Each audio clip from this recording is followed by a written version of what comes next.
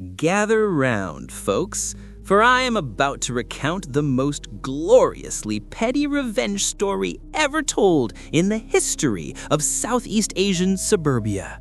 It's a tale of entitlement, ancient wiring, and one gloriously well-timed flick of a water mains valve that turned an annoying old coot into a homeless retiree faster than you can say, "Karma's a bitch with a plumbing degree."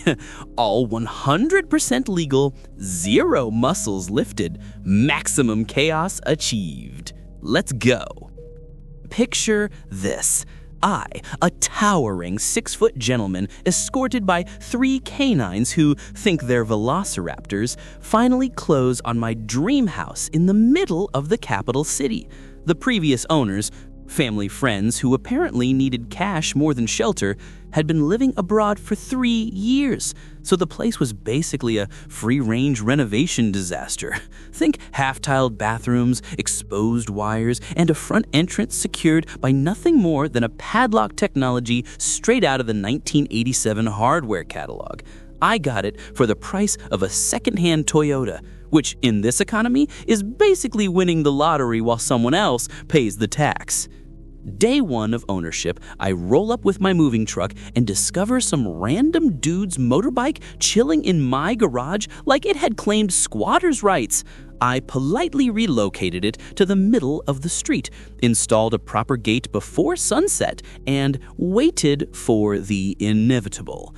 Sure enough, that evening, an angry middle-aged man arrives, bangs on my new brand gate like he's auditioning for a drumming gig, and eventually slinks away with his bike when I pretend I'm deaf. Neighborhood vibe established. I was not going to enjoy these people. Fast forward a couple of peaceful weeks of people parking in front of my gate because it looked abandoned for 3 years, bro, which was solved with a "no parking or I will sell your car for scrap" sign. All good, right? Wrong. Enter the villain of our story, the grumpy old landlord next door. Let's call him Uncle Miser McSteelypants. Uncle Miser lives in a 3-story concrete monstrosity built sometime during the Jurassic period. He occupies the ground floor, and the upper 2 floors are rented out to tenants who pay his retirement bills. Word on the street, and from the previous owners, is that Uncle Miser threw an absolute tantrum when he heard the abandoned house was sold. Apparently, he'd been treating the entire block like his personal fiefdom, and a new owner, especially one with functioning eyeballs and 3 barking security alarms, was cramping his style. Now, in our glorious tropical paradise, municipal water pressure is about as reliable as a politician's promise. Everyone has a pump that sucks water from the street main into rooftop tanks because gravity is apparently optional when you live above the 1st floor. One lovely afternoon, mid-shower, I notice my water pressure has suddenly decided to take a sabbatical. At the exact same moment, I hear Uncle Miser's pump kick on next door with the enthusiasm of a chainsaw gargling gravel. Coincidence?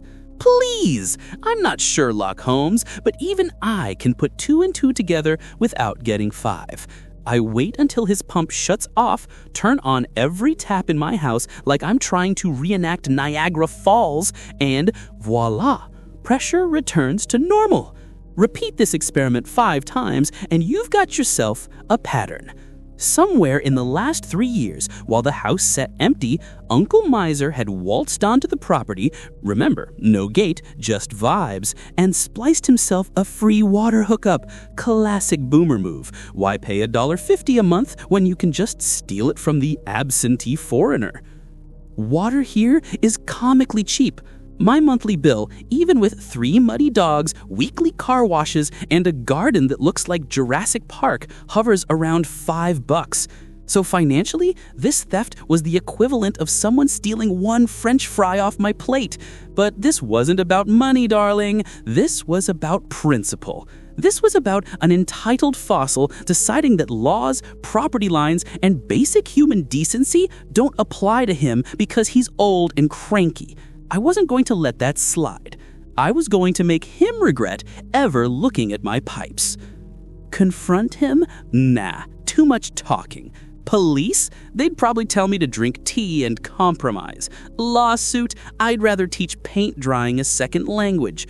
No, I wanted something elegant, effortless, and, most importantly, deniable. And then it hit me like a divine revelation while staring at my water meter. I own the mains valve, the big one, the one right inside my property that controls everything. So, on a glorious Monday morning, I waited like a leopard in the tall grass.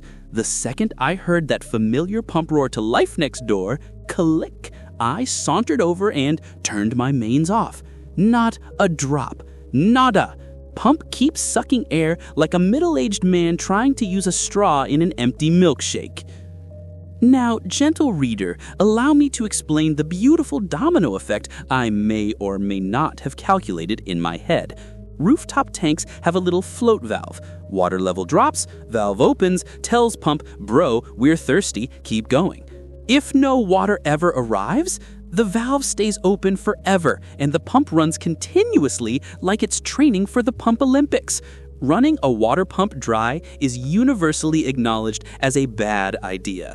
It overheats, it cries, it tries to pull amperage like a crypto miner on steroids.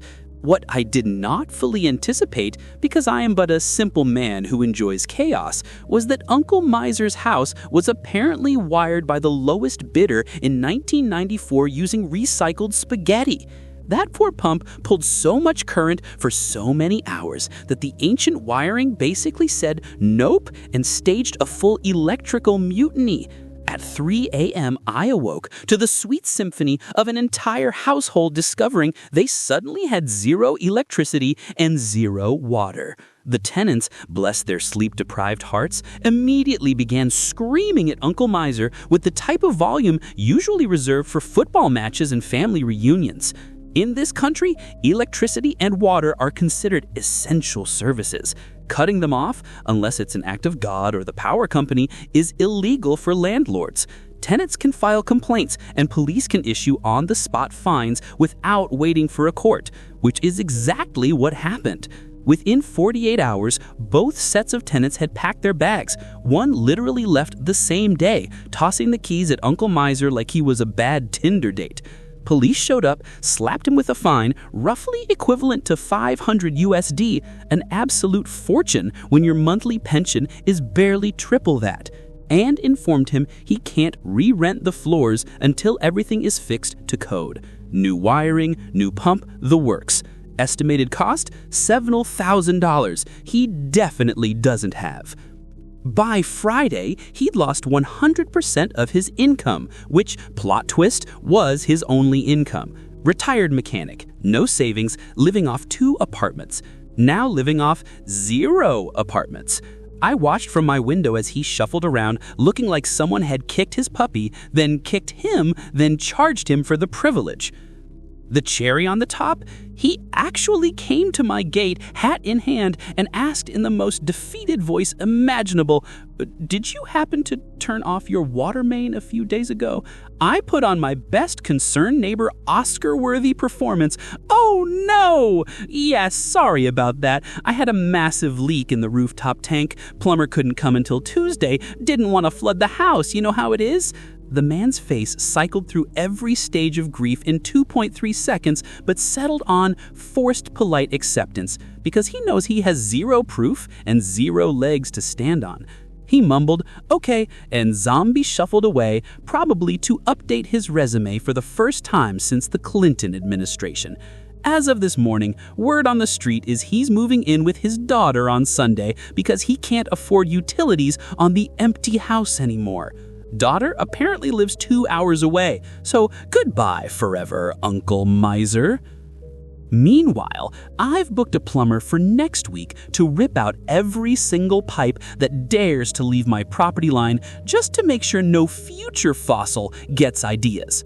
Total cost to me, $0.00, and one satisfying twist of a valve. Total cost to him, his income, his house, his pride, and apparently his independence.